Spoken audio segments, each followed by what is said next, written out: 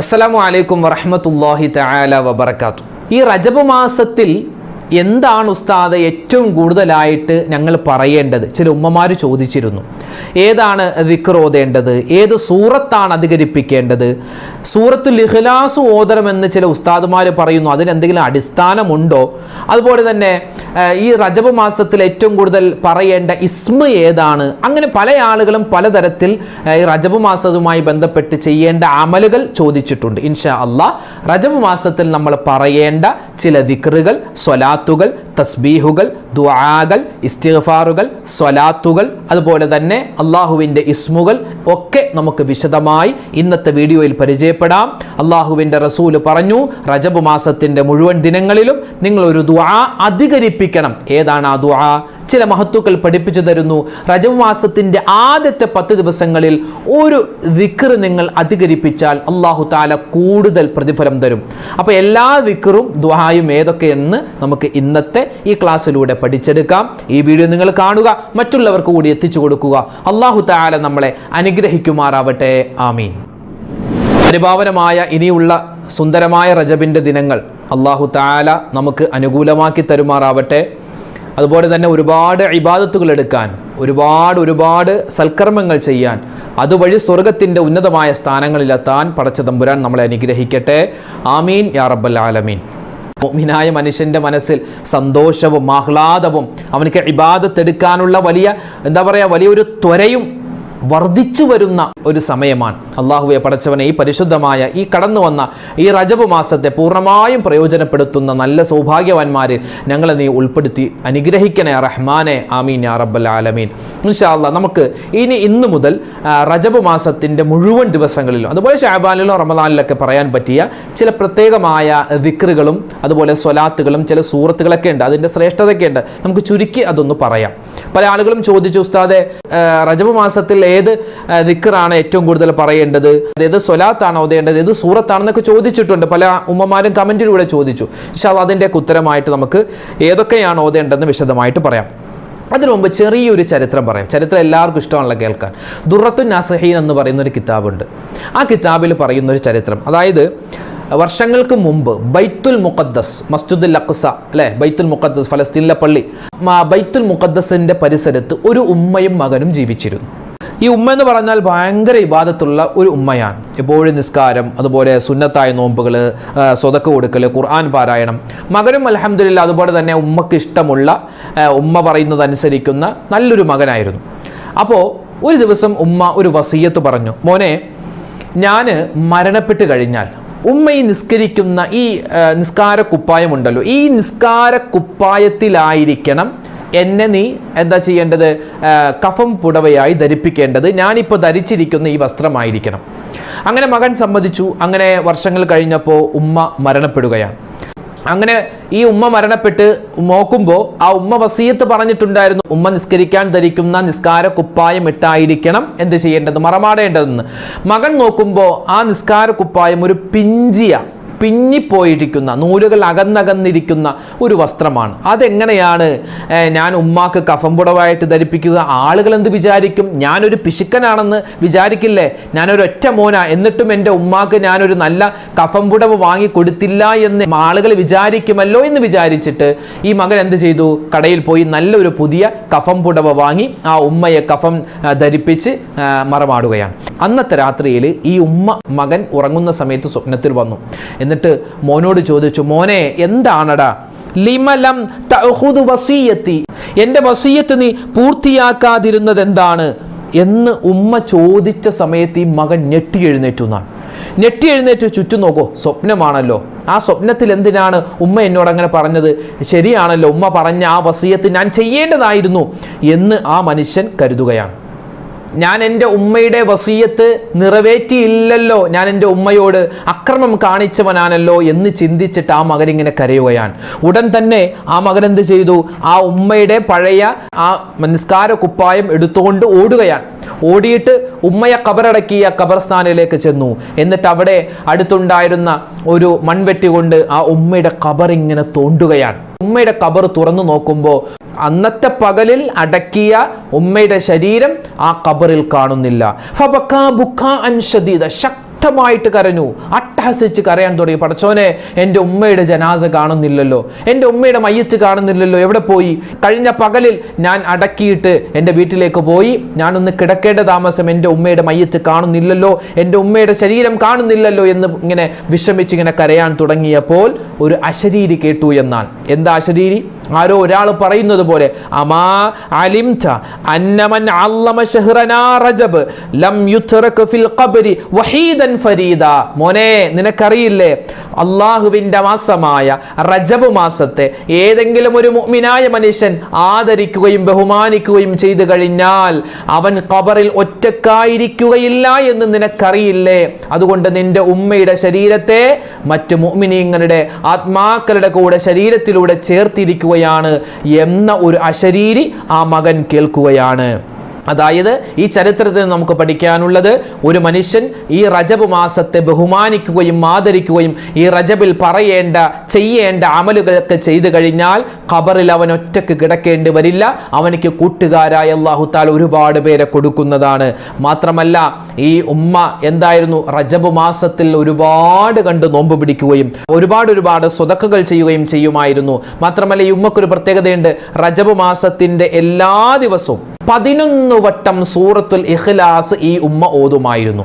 അപ്പൊ റജബ് മാസത്തിൽ എന്താണ് ഉസ്താദെ കൂടുതൽ ചെയ്യേണ്ടത് എന്ന് ചോദിക്കുന്ന ഉമ്മമാരെ, എന്ന് ചോദിക്കുന്ന സഹോദരിമാരെ, ഉപ്പമാരെ, സഹോദരങ്ങളെ, റജബ് മാസത്തിന്റെ 1-ാമത്തെ ദിവസം മുതൽ 30-ാമത്തെ ദിവസം വരെ നമ്മൾ ഏറ്റവും കൂടുതൽ ചെയ്യേണ്ട അമലുകളിൽപ്പെട്ട 1-ാമത്തേത് മനസ്സിലാക്കി വെക്കുക, സൂറത്തുൽ ഇഖ്ലാസ് പാരായണം.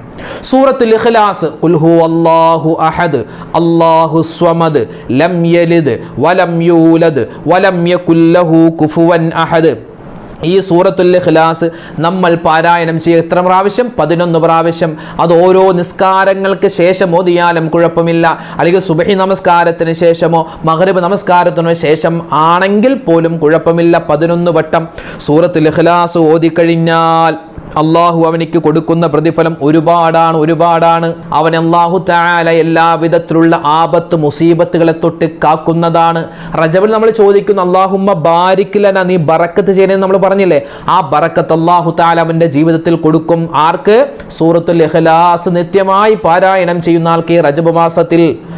പിന്നെയോ സ്വർഗത്തിൽ ഉന്നതമായ സ്ഥാനം കൊടുക്കും, സ്വർഗത്തിൽ ഒരു വീട് അള്ളാഹു അവനിക്ക് പണിത് കൊടുക്കുമെന്നും നമുക്ക് ഹദീസിന്റെ കിതാബിൽ കാണാം. പിന്നെയോ ഒരു മനുഷ്യൻ ഈ റജബ് മാസത്തില് 40 വട്ടം സൂറത്തുൽ ഫാത്തിഹ ഓതിക്കഴിഞ്ഞാൽ, ഒരു അര മിനിറ്റ് കൊണ്ട് ഒരു സൂറത്തുൽ ഫാത്തിഹ ഓതാമെങ്കിൽ, അല്ലെ, ഒരു ദിവസം നമുക്ക് 40 ഫാത്തിഹ ഓതാൻ എത്രയോ എളുപ്പമാണ്. സൂറത്തുൽ ഫാത്തിഹ ഒരു മനുഷ്യൻ 40 വട്ടം ഓതിക്കഴിഞ്ഞാൽ ഒരു ദിവസം ഈ റജബ് മാസത്തിൽ അക്സറു സവാബാ, അള്ളാഹു ഒരുപാട് പ്രതിഫലം അവനിക്ക് കൊടുക്കുന്നതാണ്, അല്ലെ. അപ്പൊ സൂറത്തുൽ ഇഖ്ലാസും സൂറത്തുൽ ഫാത്തിഹ മറന്നു പോവല്ലേ. ആദ്യം സൂറത്തുൽ ഫാത്തിഹ ഓതുക, അത് കഴിഞ്ഞ് സൂറത്തുൽ ഇഖ്ലാസ് 3 വട്ടം ഓതുക, സൂറത്തുൽ ഫലഖ്, അതുപോലെ തന്നെ സൂറത്തുൻ നാസ്. ഇത് നമ്മൾ എല്ലാ നിസ്കാരത്തിന് ശേഷം ഒന്ന് ഓതിയിട്ട് നമ്മുടെ 2 കൈയുടെയും വെള്ളയിൽ ഷ്ഫി എന്ന് പറഞ്ഞ് ഓതി നമ്മുടെ മുഖത്തും ശരീരത്തേക്കും തടവിയാൽ അത് വലിയൊരു റാഹത്താണ്. സൂറത്തുൽ ഇഖ്ലാസ് അതല്ലാതെ ഒരു ദിവസം 11 വട്ടം ഓതാൻ പ്രത്യേകം ശ്രദ്ധിക്കുക. നമുക്ക് ഹദീസിൽ കാണാം, ആകാശ ഭൂമികൾക്ക് അല്ലാഹു തറക്കല്ലിട്ടത് സൂറത്തുൽ ഇഖ്ലാസ് കൊണ്ടാണ്. ഒരു സ്വഹാബി പരാതി പറഞ്ഞു, നബിയേ, എനിക്കൊരു പരാതി പറയാനുണ്ട്. ആരെപ്പറ്റി? ഇന്നാലിനൊരു സ്വഹാബിയെ പറ്റി. എന്താണ്? ആ സ്വഹാബി എപ്പോൾ ഇമാമത്ത് നിന്നാലും ഈ സൂറത്തുൽ ഇഖ്ലാസ്, ഖുൽ ഹുവല്ലാഹു അത് മാത്രം ഓതു. വേറെ എത്രയോ സൂറത്തുണ്ട് നബിയെ, അതൊന്നും ഓതാതെ എപ്പോഴും എല്ലാ വക്കത്തിലും എല്ലാ റക്അത്തിലും എന്താ ഓതുക? ഈ സൂറത്തുൽ ഇഖ്ലാസ് ഓതുക. ഒന്ന് മാറ്റി പിടിക്കാൻ പറയും നബിയെ. ആ സമയത്ത് മറ്റേ സ്വഹാബി വന്നു, ചോദിച്ചു, നബി തങ്ങൾ, എന്തേ നിങ്ങൾ ഈ സൂറത്തുൽ ഇഖ്ലാസ് മാത്രം നിസ്കാരത്തിൽ ഓതുന്നത്? അപ്പോൾ ആ സ്വഹാബി പറഞ്ഞു, നബിയെ, എനിക്ക് ഏറ്റവും കൂടുതൽ സൂറത്തുൽ ഇഖ്ലാസിനോടാണ് ഇഷ്ടം. സൂറത്തുൽ ഇഖ്ലാസ് എന്ന് പറയുന്ന ആ കുഞ്ഞു സൂറത്തിനോട് ഭയങ്കര ഇഷ്ടമാണ് നബിയെ. ആ സമയത്ത് അള്ളാഹുവിൻ്റെ ഹബീബ് പറയുകയാണ്, ആ സൂറത്തുൽ ഇഖ്ലാസിനെ നീ ഇഷ്ടപ്പെടുന്നത് പോലെ സൂറത്തുൽ ഇഖ്ലാസ് നിന്നെയും ഇഷ്ടപ്പെടുന്നുണ്ട്. നിന്നെ സൂറത്തുൽ ഇഖ്ലാസ് ഇഷ്ടപ്പെട്ട കാരണത്താൽ സ്വർഗം നിന്നെയും ഇഷ്ടപ്പെടുന്നുണ്ട്. അപ്പൊ സ്വർഗം നമ്മളെ ഇഷ്ടപ്പെടാൻ എന്താണ് കാരണം? സൂറത്തുൽ ഇഖ്ലാസ് പാരായണം, അത് ഈ റജബ് മാസത്തിൽ. അപ്പോൾ സൂറത്തുൽ ഫാത്തിഹ, സൂറത്തുൽ ഇഖ്ലാസ്, സൂറത്തുൽ ഫലക്ക്, സൂറത്തുൽ നാസ്, മറന്നുപോവല്ലേ? ഇതൊക്കെ ഓതേണ്ടതാണ്. അതുപോലെ തന്നെ ആയത്തുൽ കുർസി, ആയത്തുൽ കുർസിന്റെ ശ്രേഷ്ഠത നമ്മളൊക്കെ എത്രയോ പ്രാവശ്യം പറഞ്ഞിട്ടുണ്ട്. ആയത്തുൽ കുർസി അല്ലെ, എല്ലാ ഫർളായ നിസ്കാരങ്ങൾക്ക് ശേഷം നമ്മൾ ആയത്തുൽ കുർസി ഓതി നമ്മുടെ നെഞ്ചിൽ ഊതുക എന്ന് പറഞ്ഞു. അതുപോലെ തന്നെ ആമന റസൂലു അല്ലെ, അതിന്റെ ശ്രേഷ്ഠതയ്ക്ക് നമ്മൾ പറഞ്ഞിട്ടുണ്ട്, നമ്മുടെ വീഡിയോയിൽ പല ക്ലാസ്സുകളായിട്ട് പറഞ്ഞിട്ടുണ്ട്. ആമന റസൂലു ഓതാം. അതുപോലെ തന്നെ സൂറത്ത് യാസീൻ നമുക്ക് ഓതാവുന്നതാണ്. സൂറത്തുൽ മുൽക്ക് ഓതുക, സൂറത്തുൽ വാഖിഅ ഓതുക, സൂറത്തുൽ ഫത്ഹ് ഓതുക, അതുപോലെ സൂറത്തുൽ മുസമ്മിൽ ഓതുക. അതുപോലെ തന്നെ നമുക്ക് ഏറ്റവും കൂടുതൽ ഓതാൻ പറ്റിയ ഒരു സൂറത്താണ് സൂറത്തു ദുഖാൻ. വമ്പൻ പ്രതിഫലങ്ങളാണ് റജബ് മാസത്തിൽ സൂറത്തു ദുഖാൻ ഓതിയാൽ കിട്ടുന്നത്. അതുപോലെ തന്നെ ലൗ അൻസൽനാ ഹാദൽ ഖുർആന എന്ന് തുടങ്ങുന്ന 4 ആയത്തുകൾ, സൂറത്തുൽ ഹശ്റിന്റെ അവസാനത്തെ ആയത്തുകൾ. അതുപോലെ തന്നെ നമുക്ക് സൂറത്തു തൗബയുടെ ഏറ്റവും അവസാനത്തെ 2 ആയത്ത്, ലഖദ് ജാഅക്കും റസൂലുൻ മിൻ അൻഫുസികും അസീസുൻ അലൈഹി മാ അനിതും എന്ന് തുടങ്ങുന്ന അതിശ്രേഷ്ഠമായ 2 ആയത്തുകൾ. ഇതൊക്കെ നമ്മൾ എന്ത് ചെയ്യുക? ഈ സൂറത്തുകൾ ഓതേണ്ടത് ഏതാണ്, അല്ലെങ്കിൽ ആയത്തുകൾ ഓതേണ്ടത് ഏതാണെന്ന് ചോദിച്ചാൽ ഇതൊക്കെയാണ് പറയാനുള്ളത്. പിന്നെ അതുപോലെ തന്നെ ഈ സൂറത്ത് യാസീൻ ഓതുമ്പോൾ സലാമുൻ ഖൗലൻ മിർ റബ്ബിർ റഹീം എന്ന ആ ആയത്ത് ഓതുമ്പോൾ 7 വട്ടം ഓതാൻ പ്രത്യേകം ശ്രദ്ധിക്കുക. അത് നിർബന്ധമായ കാര്യമൊന്നുമല്ല, അത് അള്ളാഹുവിൻ്റെ ഭാഗത്ത് നിന്നും സലാമത്ത്, രക്ഷ കിട്ടാൻ അത് കാരണമാണ്. സലാമുൻ ഖൗലൻ മിർ റബ്ബിർ റഹീം, സലാമുൻ ഖൗൽ. അതല്ലാതെ നിസ്കാരങ്ങൾക്ക് ശേഷവും നമുക്ക് സലാമുൻ ഖൗലൻ മിർ റബ്ബിർ റഹീം എന്ന ആ ഒരു ആയത്ത് ഇങ്ങനെ ആവർത്തിച്ച് ഓതിയാൽ വലിയ പ്രതിഫലമാണ്. അപ്പോൾ വിശുദ്ധമായ ഖുർആനിലെ നമുക്ക് ഓതാൻ എളുപ്പമുള്ള ഏത് ഭാഗം നമുക്ക് ഓതാം. പ്രത്യേകിച്ച് ഇപ്പോൾ നമ്മൾ ഇവിടെ സൂചിപ്പിച്ച ആ ഭാഗങ്ങളൊക്കെ നമ്മൾ എടുത്തെടുത്ത് ഓതിയാൽ വലിയ പ്രതിഫലമാണ്. അപ്പോൾ മറന്നു പോവേണ്ട സൂറത്തുൽ ഇഖ്ലാസിന്റെ കാര്യം അതിശ്രേഷ്ഠമാണ്. പിന്നെ നമുക്ക് ഈ റജബ് മാസത്തിൽ ഏറ്റവും കൂടുതലായി പറയാൻ പറ്റിയ മറ്റൊരു കാര്യമാണ്, നബി തങ്ങൾ പറയുന്നു, അക്സിറു മിനൽ ഇസ്തിഗ്ഫാരി ഫീ ശഹ്രി റജബ്. നിങ്ങൾ ഈ പരിശുദ്ധമായ റജബ് മാസത്തിൽ ധാരാളമായി അള്ളാഹുവിനോട് പൊറുക്കലിനെ തേടണേ. ഇസ്തിഗ്ഫാർ പറയും, അസ്തഗ്ഫിറുല്ലാഹ് അസ്തഗ്ഫിറുല്ലാഹ് അസ്തഗ്ഫിറുല്ലാഹൽ അലീം അസ്തഗ്ഫിറുല്ലാഹൽ അലീം അസ്തഗ്ഫിറുല്ലാഹൽ അലീം മിൻ കുല്ലി ദംബിൻ വഅതൂബു ഇലൈഹി. ഇതൊക്കെ നമുക്ക് ഇസ്തിഗ്ഫാറിന്റെ പല വെർഷനുകളാണ്, പല രൂപങ്ങളാണ്. ഇതൊക്കെ നമുക്ക് പറയാം, ഇസ്തിഗ്ഫാർ പറയാം. അപ്പോൾ ഈ ഇസ്തിഗ്ഫാർ അസ്തഗ്ഫിറുല്ലാഹ് എന്ന് പറയലും ഇസ്തിഗ്ഫാറാണ്. അതുപോലെ തന്നെ നമ്മൾ വിശുദ്ധമായ ഖുർആനിലെ ചില ആയത്തുകൾ, ഇസ്തിഗ്ഫാറിന്റെ സ്ഥാനത്ത് നിൽക്കുന്ന ചില ആയത്തുകൾ, റബ്ബനാ ളലംനാ അൻഫുസനാ വഇല്ലം തഗ്ഫിർ ലനാ വതർഹംനാ ലനകൂനന്ന മിനൽ ഖാസിരീൻ റബ്ബനാ സ്രിഫ് അന്നാ അദാബ ജഹന്നം ഇന്ന അദാബഹാ കാന ഗറാമാ ഇന്നഹാ സാഅത് മുസ്തഖറൻ വമുഖാമാ. ഇതൊക്കെ ഒരു ഇസ്തിഗ്ഫാറിന്റെ, അതുപോലെ തന്നെ ലാ ഇലാഹ ഇല്ലാ അന്ത സുബ്ഹാനക ഇന്നി കുന്തു മിനൽ ളാലിമീൻ, ഇതൊക്കെ മഹാനായ യൂനുസ് നബി പറഞ്ഞ ദുആയാണത്. അപ്പോൾ ഇതൊക്കെയാണ് നമ്മൾ ഇസ്തിഗ്ഫാറിന്റെ ഗണത്തിൽ നമുക്ക് പറയാൻ പറ്റിയ ചില ആയത്തുകളാണ്, ചില വചനങ്ങളാണ് നമ്മളിവിടെ പറഞ്ഞത്. അതുപോലെ സയ്യിദുൽ ഇസ്തിഗ്ഫാർ അറിയാവുന്ന ഉമ്മമാരുണ്ട്, അത് പറയുക. അതുപോലെ തന്നെ ഇസ്തിഗ്ഫാർ അസ്തഗ്ഫിറുല്ലാഹ് എന്ന് പറഞ്ഞാൽ തന്നെ മതി. അസ്തഗ്ഫിറുല്ലാഹൽ അലീം അൽ ഖദീം അൽ കരീം അർ റഹീം എന്നൊക്കെ നമ്മൾ നിസ്കാരങ്ങൾക്ക് ശേഷം പറയാറുണ്ട്. അപ്പോൾ ഇസ്തിഗ്ഫാർ നമ്മൾ അധികരിപ്പിക്കുക, ഒരുപാട് കണ്ട് പറയുക. പിന്നെ നമുക്ക് പറയാനുള്ളത് അള്ളാഹുവിൻ്റെ ചില ഇസ്മുകളാണ്, അള്ളാഹുവിൻ്റെ ചില പേരുകൾ അല്ലേ.